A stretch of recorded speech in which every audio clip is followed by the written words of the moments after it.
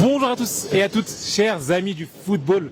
Et oui, nous sommes en direct du stade de Guadalajara, El Stadio Akron, qui va accueillir du coup la finale de nos Léopards. Donc, comme vous pouvez voir derrière moi, la pelouse est prête. Les derniers réglages sont en train de se peaufiner et c'est un cadre exceptionnel pour une rencontre exceptionnelle pour le before de la rencontre entre la RDC et la Jamaïque. Oui, la rencontre la plus importante de l'histoire du football congolais. Nous n'avons pas peur d'employer les bons mots. Effectivement, car nous sommes à l'aube d'une potentielle qualification à la Coupe du Monde, comme vous le savez, depuis 52 ans maintenant.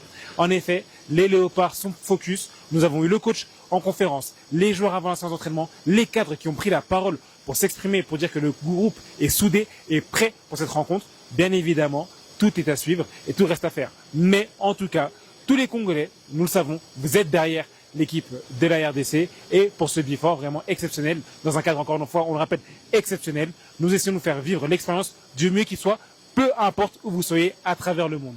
En tout cas, c'est l'équipe de Léopards Foot pour le before de RDC Jamaïque. Ruben de Léopards Foot.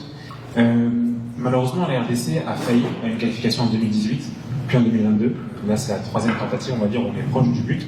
Est-ce qu'une approche psychologique a été mise en place avec les joueurs, parce que certains étaient là lors de ces deux dernières fois où ça n'a pas pu se faire? Est-ce qu'il y a une approche technique, une psychologique qui a été mise en place, ou quelque chose qui a été fait pour les préparer? Non, ces joueurs-là, ils ont effectivement, vous savez que dans toute réussite, avant il y a une part d'échec, c'est comme ça qu'on se construit. Ils ont beaucoup appris de ces matchs.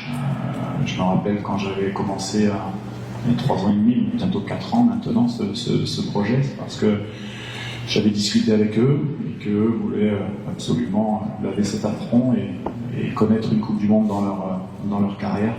Et ça, c'était une force pour nous, une force mentale extraordinaire. Je ne vais pas refaire l'historique des Cédric Bakambu, des Chancel, d'autres joueurs qui ont connu ça. C'est vraiment une chance pour moi de les avoir, pour le Congo, d'avoir ces battants-là.